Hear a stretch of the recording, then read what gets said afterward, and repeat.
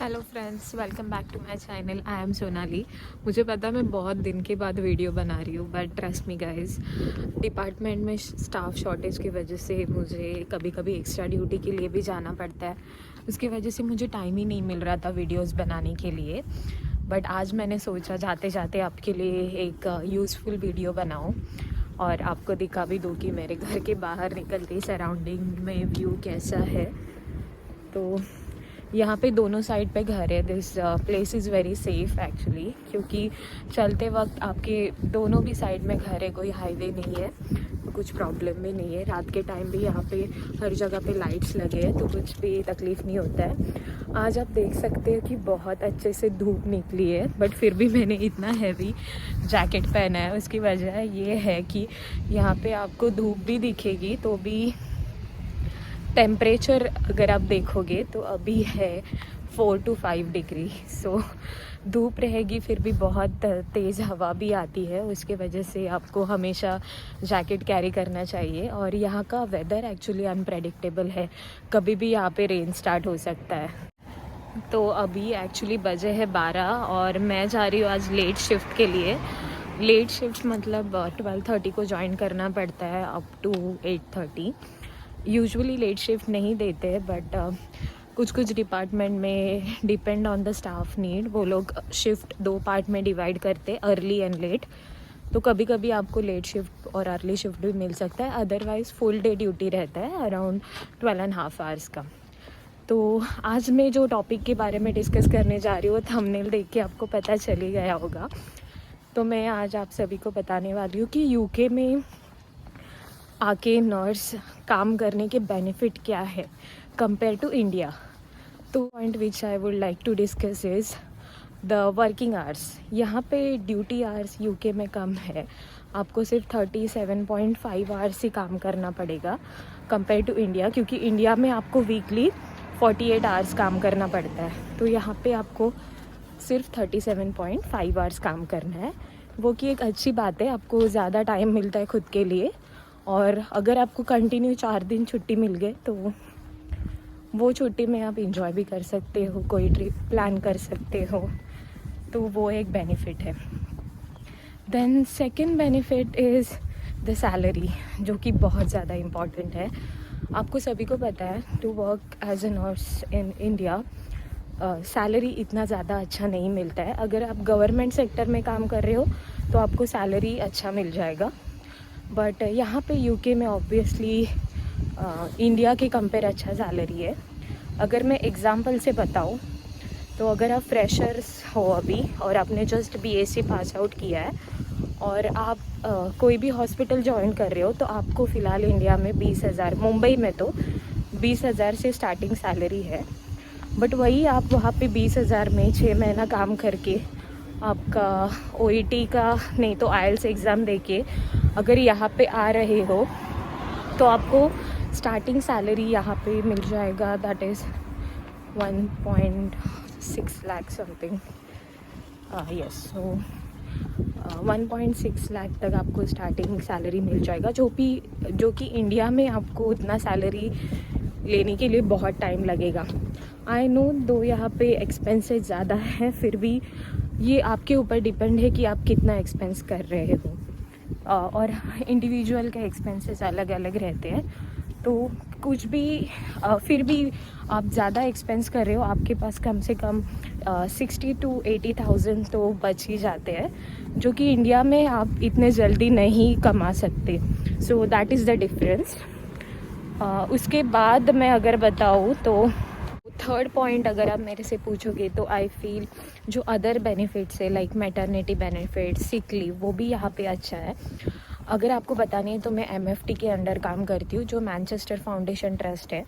तो उसके under every yearly आप 4 एपिसोड्स ऑफ सिक लीव ले सकते हो, विच मीन्स अगर आप एक बार सिकनेस के लिए कॉल कर रहे हो एब्सेंट मैनेजर को कि मैं सिक हूँ, तो वो एपिसोड आप 7 दिन तक एक्सटेंड कर सकते हो। उसके लिए आपको कोई भी सर्टिफिकेट, कोई भी डॉक्टर का सर्टिफिकेट दिखाने की ज़रूरत नहीं है। अगर आपने 7 डेज़ के बाद ड्यूटी ज्वाइन किया, तो अगर आप बहुत बीमार हो और 7 दिन के बाद भी आपको रेस्ट की ज़रूरत है, तो ही आपको जीपी के पास से लेटर लेना पड़ेगा। अदरवाइज ऐसे 7 डेज़ के 4 सिकनेस के एपिसोड्स साल में आप ले सकते हो, और उसके लिए आपको कोई भी लेटर की ज़रूरत नहीं है। So that is the good thing. Then उसके अलावा अगर आप मेरे से पूछोगे तो यूके अभी आप सोचोगे कि ये सब तो बेनिफिट है, बट तो उसके अलावा आपको जो हेल्थ केयर है यहाँ पे, मगर अगर आप कभी भी बीमार हो गए, कुछ भी रीज़न होने दो, तो हेल्थ केयर यहाँ पे फ्री में अवेलेबल है, not only for you but also for your family.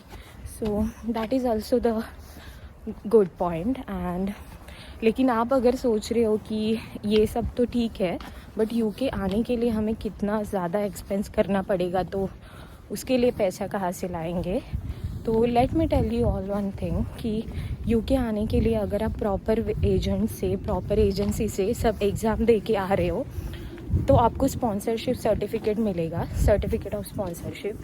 तो उसके अकॉर्डिंग आपके वीज़ा के फ़ीस, आपके OET फ़ीस, आपके CBT फ़ीस, आपके OSCE exam fees and travel fees सभी आपको रिटर्न मिलेंगे।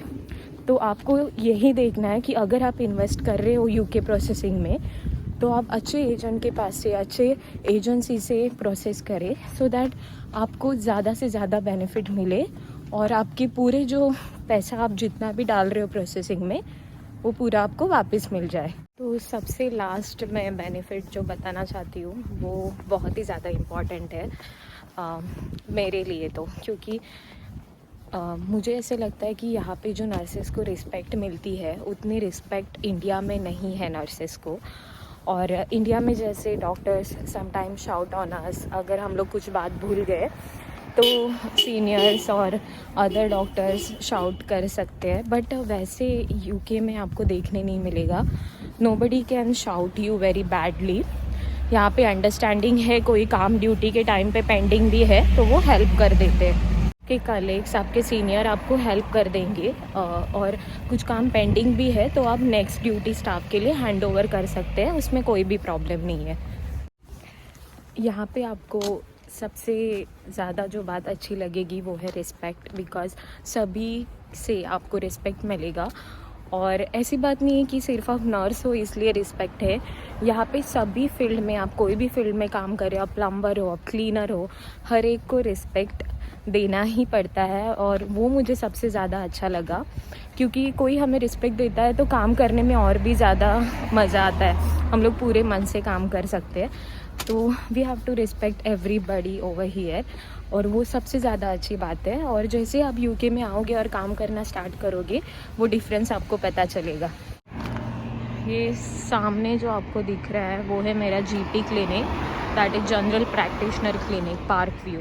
तो यहाँ पे आपको रजिस्टर करना पड़ता है। आपको कोई भी प्रॉब्लम हो रहा है तो आप जीपी क्लिनिक में आके दिखा सकते हैं, बट उसके लिए आपको अपॉइंटमेंट लेना पड़ेगा, नहीं तो अर्ली मॉर्निंग जल्दी आके आपको रजिस्ट्रेशन करना पड़ेगा। ये तो अभी बंद है क्योंकि सैटरडे संडे को बंद रहता है क्लिनिक।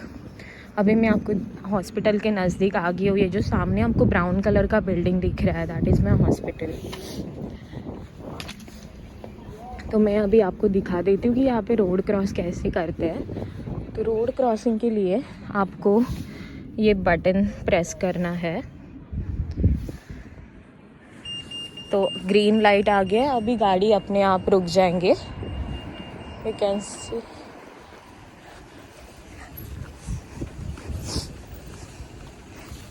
तो आपने देखा होगा कि ये गाड़ी अपने आप रुक गई है। So finally I reach my hospital now. आपसे बात करते करते मैं थोड़ा आराम से चल रही थी तो मुझे थोड़ा लेट हो गया है।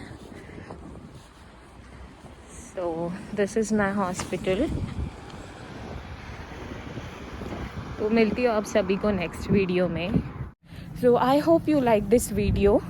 अगर आपको कोई भी और डाउट है तो आप मुझे इंस्टाग्राम पे मैसेज कर सकते हैं, और else you can message me on my Telegram channel. और टेलीग्राम पे मैंने बहुत सारे स्टडी मटेरियल शेयर किए हैं रिसेंटली OET CBT के।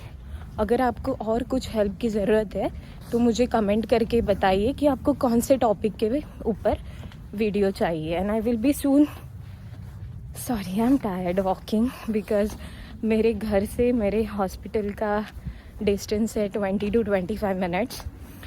तो और ये एक्चुअली ये जैकेट बहुत ही ज़्यादा हैवी है और मेरा बैग भी हैवी है, इसलिए मुझे बहुत थकने हो रहा है। But otherwise I am okay.